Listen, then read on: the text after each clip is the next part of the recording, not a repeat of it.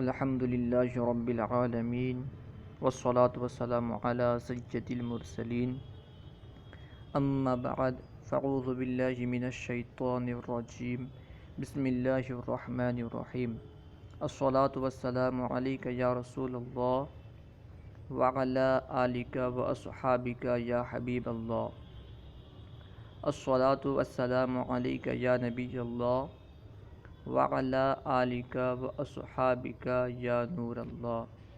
آج ہم انشاءاللہ شرح جامی میں مرفوعات کا بسم اللہ الرحمن الرحیم۔ المرفوعات جمع المرفوع للمرفوعة لأن موصوفه الاسم وهو مذکر لا یعقل، ويجمع هذا الجمع مضطردا صفة المذکر الذي لا يعقل كالصافنات لذكور من الخيل وجمال سبحلات أي ضخمات وكالأيام الخاليات هو أي المرفوع الدال عليه المرفوعات، لأن التعريف إنما يكون للماهية لا للأفراد. ما اشتمل أي اسم اشتمل على علم الفاعلية أي علامة كون الاسم فاعلا وهي الضمة والواو والألف، والمراد باشتمال الاسم عليها أن يكون موصوفا بها لفظا أو تقديرا أو محلا، ولا شك أن الاسم موصوف بالرفع المحلي، إذ معنى الرفع المحلي أنه في محل لو كان سماه معرب لكان مرفوعا لفظا أو تقديرا، فكيف يختص الرفع بما عدا الرفع المحلي وهو يبحث مثلا عن أحوال الفاعل إذا كان مضمرا متصلا كما سيجيء۔ آج ہم مرفوعات کا بیان پڑھیں گے انشاءاللہ۔ مرفوعات پڑھنے سے پہلے یہاں پہ ایک سوال پیدا ہوتا ہے کہ صاحب کتاب نے، صاحب قافیہ نے مرفوعات کو منصوبات اور مجرورات سے مقدم کیوں کیا؟ منصوبات اور مجرورات سے پہلے مرفوعات کو بیان کیوں کیا؟ جواب یہ ہے کہ کیونکہ مرفوعات جو ہے یہ کلام میں عمدہ ہوتے ہیں، اس لیے کہ کلام ان سے مکمل ہو جاتا ہے برخلاف منصوبات اور مجرورات کے۔ اسی وجہ سے صاحب قافیہ نے مرفوعات کو منصوبات اور مجرورات پر مقدم کیا۔ مرفوعات یہ اس کو اب ترکیبی اعتبار سے مبتدا بھی بنا سکتے ہیں اور اس کی خبر کو محذوف مان سکتے ہیں، اور تو اس وقت عبارت ہوگا، یعنی جب آپ اس کو مرفوعات کو مبتدا بنائیں خبر محذوف کے لیے تو اس وقت عبارت ہوگی المرفوعات هذه، اور المرفوعات کو خبر بھی بنا سکتے ہیں مبتدائے محذوف کے لیے تو اس وقت عبارت ہوگی هذه المرفوعات، اور مرفوعات کو مبتدائے محذوف کی خبر کا مضاف الیہ بھی بنا سکتے ہیں تو اس وقت عبارت اس طرح ہوگی ھذا باب المرفوعات یا ھذا ذکر المرفوعات، اور مرفوعات سے پہلے فعل امر وغیرہ نکال سکتے ہیں، جیسے خذ المرفوعات، اس وقت مرفوعات حالت نسبی میں ہوگا، اور اس سے پہلے اشرع فعل نکالیں تو آپ اس طرح پڑھیں گے اشرع المرفوعات، اس وقت بھی مرفوعات حالت نسبی میں ہوگی۔ اب یہ مرفوعات یہ جمع ہے یا واحد ہے؟ اگر جمع ہے تو اس کا واحد کیا ہے؟ اگر واحد ہے تو اس کی جمع کیا آئے گی؟ المرفوعات یہ واحد نہیں ہے بلکہ جمع ہے۔ جمع ہے تو کس کی جمع ہے؟ سوال پیدا ہو رہا ہے کہ اگر مرفوعات جمع ہے تو کس کی جمع ہے؟ کیونکہ عام طور پر جس اسم کے آخر میں الف تا ہوتے ہیں اکثر وہ جمع مؤنث سالم ہوتے ہیں، اس لیے یہ جمع ہے۔ اور جمع ہے تو کس کی جمع ہے یہ؟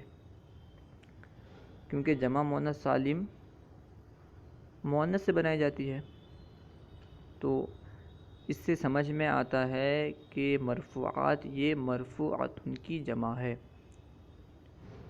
لیکن علامہ جامی رحمۃ اللہ تعالی علیہ نے اس کا رد کرتے ہوئے فرمایا کہ المرفوعات یہ مرفوعات ان کی جمع نہیں ہے بلکہ المرفوع کی جمع ہے، اس لیے کہ اس کا موصوف جو ہے یہ اسم ہے۔ علامہ جامی نے دلیل دی اس طرح کہ اس کا موصوف جو ہے اسم ہے، اور اسم مذکر لا یعقل ہے، اور مذکر لا یعقل کی صفت کی جمع عموماً جمع مؤنث سالم سے لائی جاتی ہے۔ مذکر لا یعقل کی صفت کی جمع عموماً جمع مؤنث سالم سے لائی جاتی ہے۔ علامہ جامی رحمۃ اللہ تعالی علیہ نے اپنے موقف کو مضبوط کرنے کے لیے مثال بھی پیش کی۔ انہوں نے پہلی ایک مثال پیش کی، جیسے صافنات۔ صافنات یہ صافن کی جمع ہے جو کہ مذکر لا یعقل ہے۔ مذکر لا یعقل کی جمع کیونکہ جمع مؤنث سالم آتی ہے، اس لیے یہاں پہ صافن کی جمع صافنات لائی گئی ہے۔ صافن کہتے ہیں اس مذکر گھوڑے کو جو 3 پاؤں اور جو ایک کھور پر کھڑا ہوتا ہے اسے صافن کہتے ہیں۔ اور علامہ جامی رحمۃ اللہ تعالی علیہ نے دوسری مثال پیش کی، جمال سبحلات۔ یہاں پہ سبحلات جو ہے یہ سبحل کی جمع ہے جو کہ مذکر لا یعقل ہے۔ اسی طرح الایام الخالیات لا کر تیسری مثال علامہ جامی نے پیش کی۔ اب یہاں پر ایک سوال پیدا ہوتا ہے کہ علامہ جامی رحمۃ اللہ تعالی علیہ نے جو 3 مثال پیش کی، ان میں پہلے پیش کیا کالصافنات للذکور من الخیل، ایک مثال ہوئی۔ دوسری مثال وجمال سبحلات، دوسری مثال ہوئی۔ اب تیسری مثال جو ہے کالایام الخالیات۔ کالایام الخالیات کو لانے سے پہلے علامہ جامی نے کاف کا حرف جر کاف کا پھر سے اعادہ کیوں کیا، دوسری مرتبہ کاف کو کیوں لائے؟ اس طرح بھی کہہ سکتے تھے والایام الخالیات، لیکن اس طرح کیوں نہیں کہا؟ اس کا جواب یہ ہے کہ مذکر لا یعقل دراصل 2 طرح کے ہوتے ہیں، مذکر لا یعقل ذی روح، مذکر لا یعقل غیر ذی روح، یعنی وہ مذکر لا یعقل جس میں روح ہوتی ہے اور وہ مذکر لا یعقل جس میں روح نہیں ہوتی۔ اس کی طرف اشارہ کرنے کے لیے علامہ جامی نے دونوں کی مثال پیش کی۔ پہلی جو 2 مثالیں ہیں وہ مذکر لا یعقل ذی روح کی مثال ہے، اور تیسری جو مثال ہے یہ مذکر لا یعقل غیر ذی روح کی مثال ہے۔ آئیے ترجمہ کر لیتے ہیں یہاں تک۔ المرفوعات جمع المرفوع للمرفوعۃ، مرفوعات یہ مرفوع کی جمع ہے نہ کہ مرفوعاتو کی۔ لأن موصوفہ الاسم، اس لیے کہ اس کا موصوف اسم ہے، وہو مذکر لا یعقل، اور وہ یعنی اسم مذکر لا یعقل ہے۔ ویجمع ھذا الجمع مضطردا صفۃ المذکر الذی لا یعقل، اور مذکر لا یعقل کی صفت کی جمع اس جمع سے اکثر لائی جاتی ہے، اس جمع یعنی جمع مؤنث سالم سے اکثر لائی جاتی ہے۔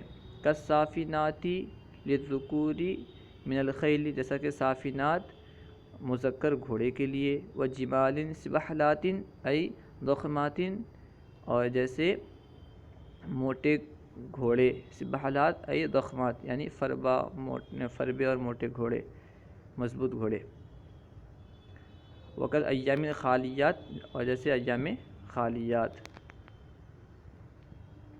ہوا ای المرفوع الدال علیہ المرفوعات، یہاں پہ صاحب کافیہ نے ہوا لایا تو اس پہ اعتراض ہوتا ہے کہ المرفوعات مؤنث ہے، ہوا مذکر ہے، تو ضمیر اور مرجع کے درمیان مطابقت نہیں ہوئی، حالانکہ ضمیر اور مرجع کے درمیان مطابقت ضروری ہوتی ہے۔ اسی کا جواب علامہ جامی نے دیا کہ دراصل یہاں پہ مرجع مرفوعات نہیں ہے بلکہ مرجع مرفوع ہے۔ پھر اعتراض ہو سکتا ہے کہ مرفوع کا ذکر تو پہلے گزرا نہیں ہے، مرجع کے لیے ضروری ہے کہ اس کا ذکر پہلے گزرا ہو، حالانکہ یہاں پہ مرفوع کا ذکر پہلے گزرا نہیں ہے، تو کس طرح یہ درست ہے کہ ہم ہوا ضمیر کا مرجع مرفوع کو بنائیں؟ تو اس کا جواب علامہ جامی نے دیا کہ مرفوع کا ذکر اگرچہ نہیں گزرا لیکن مرفوعات جو ہے یہ مرفوع پر کیونکہ دلالت کر رہی ہے، اس لیے ہوا ضمیر کا مرجع مرفوع کو بنانا درست ہوا۔ آپ اس کو اس طرح سمجھیں کہ یہاں پہ مرجع معنوی ہے، مرجع معنوی کی مثال قرآن پاک میں بھی ہے، اس کی وآیت شاید اس طرح ہے، اعدلوا هو اقرب للتقوی، یہاں پہ ہوا اعدلوا هو اقرب للتقوی، یہاں پہ ہوا کا مرجع عدل ہے، حالانکہ عدل پہلے گزرا نہیں ہے، عدل کا ذکر پہلے گزرا نہیں ہے، پھر بھی ہوا کا مرجع عدل ہی ہے، اس لیے کہ اعدلوا یہ عدل پر دلالت کر رہا ہے، جس کی وجہ سے ہوا کو عدل کی طرف لوٹانا درست ہو رہا ہے۔ اسی طرح یہاں پہ کیونکہ مرفوعات مرفوع پہ دلالت کر رہی ہے، اس لیے ہوا کو مرفوع کی طرف لوٹانا درست ہوا۔ اب پھر یہاں پہ ایک سوال ہوا کہ علامہ صاحب ایک قاعدہ ہے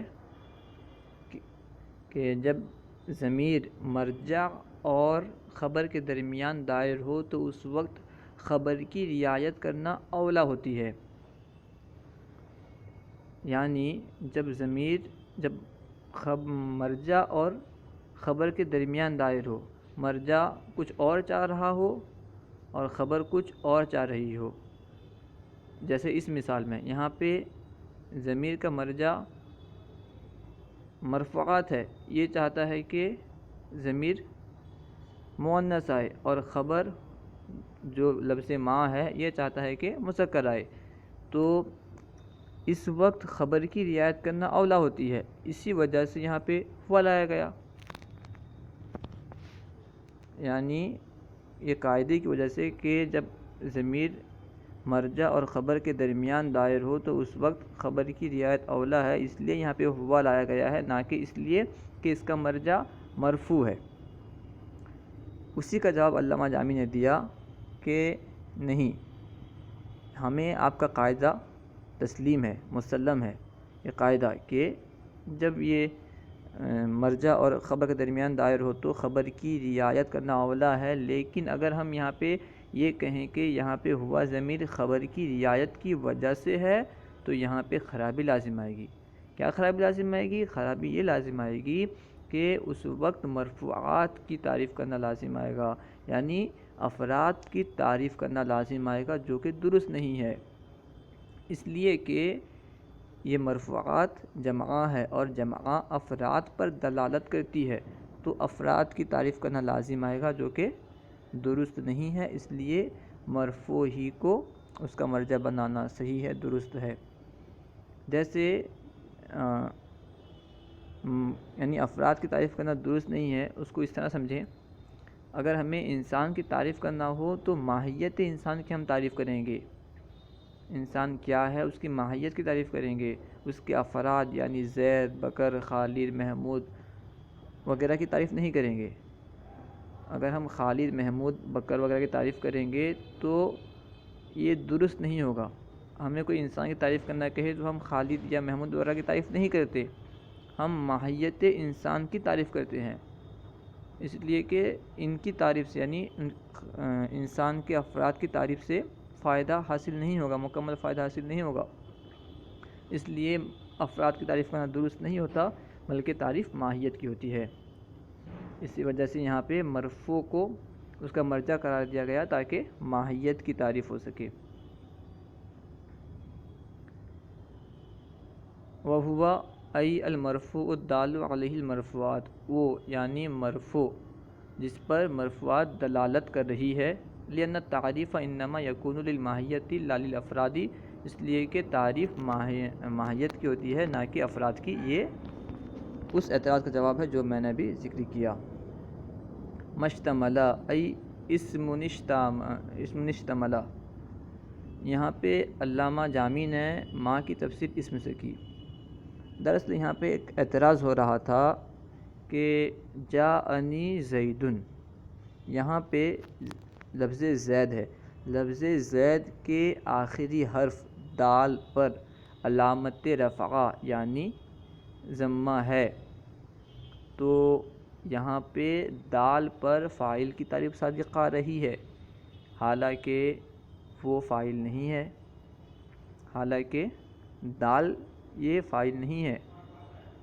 تو اور دال یہ مرفوع نہیں ہے بلکہ مکمل زید مرفوع ہے، یہاں پہ دال پر مرفوع ہونے کی تعریف صادق آ رہی تھی. اسی لیے علامہ جامی رحمۃ اللہ تعالی علیہ نے ماں کی تفسیر اسم سے کی تاکہ اس طرح کا اعتراض نہ ہو سکے. علی علم الفاعلیتی ای علامتی کون الاسم فاعلا، یہاں پہ علامہ جامی نے علم کی تفسیر علامت سے کی، یعنی علم کیونکہ متن میں ذکر ہے اور اس کی تفسیر علامہ جامی نے علامت لا کے کی، اس لیے کہ علم کئی معنی کے لیے آتا ہے. علم کا ایک معنی پہاڑ بھی ہے، علم کا ایک معنی معین چیز کے لیے بھی استعمال ہوتا ہے، علم معین چیز کے لیے بھی استعمال ہوتا ہے کہ زید یہ فلاں کا علم ہے، بکر یہ فلاں کا علم ہے، اس طرح بھی ہوتا ہے، جیسا کہ آپ معرفہ نکرہ کے بیان میں پڑھ چکے ہوں گے. اور تیسرا معنی جو ہے وہ علامت کا ہے، اس لیے علامہ جامی نے یہاں پر علامت لا کر کے بیان کیا کہ یہاں پہ علامت والا معنی مراد ہے، کوئی دوسرا معنی مراد نہیں ہے. اب پھر سوال ہوا کہ فاعلیت کی علامت کیا ہے اور کتنے ہیں. اسی کا جواب علامہ جامی نے دیا کہ فاعلیت کی علامت 3 ہے اور وہ ضمہ واو الف ہے. اس کے بعد پھر علامہ جامی نے یہاں پہ جو یہ بات لایا کہ والمراد باجتماع الاسم علیہا ان یکون موصوفا بها لفظا وتقدیرا، اس کی وجہ یہ ہے کہ اشتمال کئی طرح سے ہوتا ہے. اشتمال کل علی الجزء بھی ہوتا ہے، اشتمال کلی علی الجزء بھی ہوتا ہے، اشتمال موصوف علی الصفت بھی ہوتا ہے. یہاں پہ اشتمال موصوف علی الصفت یہ مراد ہے، اس لیے علامہ جامی نے یہاں پہ موصوف کا لفظ لا کر کے اس کو بیان کر دیا، اس کی صراحت کر دی. اس کے بعد پھر یہاں پہ علامہ جامی نے لفظاً تقدیراً اور محلاً لایا. یہاں پہ محلاً لا کر کے علامہ رضی اور صاحب ہندی کا جواب دیا، ان کا رد کیا. ان کے نزدیک بس مرفوع جو ہے یہ تقدیراً اور لفظاً ہوتا ہے، محلاً کوئی چیز مرفوع نہیں ہوتی. ان کے نزدیک محلاً مرفوع کا وجود ہی نہیں ہے. اس لیے علامہ جامی نے ان کا رد کرتے ہوئے کہا کہ موصوفاً بہا لفظاً و تقدیراً و محلاً، اور پھر اس کی دلیل دی کہ اس بات میں کوئی شک نہیں ہے اسم رفع محلی سے موصوف ہوتا ہے. دلیل دیتے ہوئے کہتے ہیں اس لیے کہ رفع محلی کا معنی ہے کہ اسم ایسی جگہ میں ہو، اگر اس جگہ میں مورب ہوتا تو وہ لفظاً یا تقدیراً مرفوع ہوتا۔ رفع محلی کا مطلب کیا ہے کہ اسم کا ایسی جگہ میں ہونا جہاں پر اگر مورب ہوتا تو وہ مرفوع ہوتا، یہ ہے رفع محلی کا معنی۔ تو آئیے ہم ترجمہ کر لیتے ہیں، شروع سے ترجمہ کر لیتے ہیں۔ المرفوعات جمع المرفوع، مرفوعات یہ مرفوع کی جمع ہے، للمرفوعاتی مرفوعاتن کی جمع نہیں ہے، لأن موصوفہ الاسم، اس لیے کہ اس کا موصوف اسم ہے، وہو مذکر لا یعقل، اور وہ مذکر لا یعقل ہے۔ ویجمع ھذا الجمع مضطردا صفۃ المذکر الذی لا یعقل، اور مذکر لا یعقل کی صفت کی جمع اکثر اس جمع سے لائی جاتی ہے، جیسا کہ صافینات کصافیناتی للذکور من الخیل، جیسا کہ صافینات مذکر گھوڑے کے لیے، وجمالین سبحاتین، یہ جیسا کہ موٹے گھوڑے، وکل ایام الخالیات، اور خالی ایام۔ وہو ای المرفوع الدال علیہ المرفوعات لأن التعریف انما یکون للماہیۃ لا للافراد، وہ یعنی مرفوع جس پر مرفوعات دلالت کر رہی ہے، اس لیے کہ تعریف یہ ماہیت کی ہوتی ہے نہ کہ افراد کی۔ مشتملہ ای اسم اشتملہ، جو مشتمل ہو، یعنی ایسا اسم جو مشتمل ہو علی علم الفاعلیتی، فاعلیت کی علامت پر، یعنی علامتی کون الاسم فاعلا، یعنی اس علامت پر کہ اسم کے فاعل ہونے کی علامت پر، اور وہ علامت کیا ہیں؟ وہی الضمۃ والواو والالف، اور وہ ضمہ واو الف ہیں۔ والمراد بالاستعمال الاسم، اور والمراد بالاستعمال الاسم علیہا، اور اسم کا ان علامت پر مشتمل ہونے سے مراد ان یکون موصوفا بہا، کہ وہ اس کے ساتھ، یعنی اسم ان علامت کے ساتھ موصوف ہو، لفظاً او تقدیراً او محلاً، لفظی طور پر یا تقدیری طور پر یا محلی طور پر۔ ولا شک ان الاسم موصوف برفع المحلی، اور اس بات میں کوئی شک نہیں ہے کہ اسم رفع محلی سے موصوف ہوتا ہے۔ اذ معنی رفع المحلی انہ فی محل لو کان سماہ معرب لکان مرفوعا لفظا، اس لیے کہ رفع محلی کا معنی ہے کہ وہ ایسی جگہ میں ہے، اگر وہاں پر معرب ہوتا، اگر اس جگہ میں معرب ہوتا تو ضرور مرفوع ہوتا، لفظاً یا تقدیراً۔ فکیف یختص الرفع بما عدا الرفع المحلی، تو کیسے رفع خاص ہو سکتا ہے رفع محلی کے علاوہ کے ساتھ، رفع محلی کے علاوہ کے ساتھ، یعنی رفع تقدیری اور رفع لفظی کے ساتھ، یعنی آپ کا یہ کہنا ہے کہ رفع صرف تقدیراً ہوتا ہے یا لفظاً ہوتا ہے، یہ کیسے ہو سکتا ہے جبکہ محلاً بھی رفع ہوتا ہے؟ یعنی رفع محلی کا مطلب جب یہ ہے کہ اسم ایسی جگہ میں ہو اگر وہاں پر کوئی معرب ہوتا تو وہ مرفوع ہوتا، تو یہ آپ کیسے کہہ سکتے ہیں کہ رفع محلی کا وجود ہی نہیں ہے؟ وَهُوَ يَبْحَثُ مَثَلًا عَنْ أَحْوَالِ الْفَاعِلِ، اور وہ یعنی نحوی بحث کرتے ہیں مثلاً فاعل کے حوال سے، اذا کان مضمر متصلا، جبکہ وہ مضمر متصل ہو، یعنی جب فاعل مضمر متصل ہو اس وقت بھی وہ اس سے بحث کرتے ہیں۔ یہاں پہ دراصل یہاں پہ ایک اعتراض ہو رہا تھا جب انہوں نے علامت بیان کی نا فاعل کی، کہ فاعل کی علامت ضمہ اور واو اور الف ہے، تو وہاں پہ اعتراض ہوا کہ جاءنی موسیٰ، یہاں پہ موسیٰ فاعل ہے، حالانکہ اس میں رفع کی علامت میں سے کوئی بھی نہیں ہے، فاعلیت کی علامت سے کوئی بھی موجود نہیں ہے، اور اسی طرح جاءنی ہؤلاء، یہاں پہ ہؤلاء میں بھی کوئی علامت موجود نہیں ہے۔ اسی کا جواب دیا کہ دراصل یہاں اعراب جو ہے یہ لفظاً بھی ہوتا ہے، تقدیراً بھی ہوتا ہے، محلاً بھی ہوتا ہے۔ لفظاً کی مثال جیسے جانی زیدن، یہاں پہ زید لفظاً مرفوع ہے، اس میں زید میں لفظاً فاعلیت کی علامت ہے، اور جاءنی موسیٰ میں تقدیراً فاعلیت کی علامت ہے، کیونکہ موسیٰ کے آخر میں الف ہے، اور الف پر کیونکہ اعراب ظاہر نہیں ہو سکتا، اسی وجہ سے یہاں پہ تقدیری اعراب ہے۔ اور جاءنی ہاؤلائی، کیونکہ ہاؤلائی مبنی ہے، اور اگر یہاں پہ معرب ہوتا تو اعراب ظاہر ہوتا، اس لیے یہاں پہ محلاً اعراب ہے۔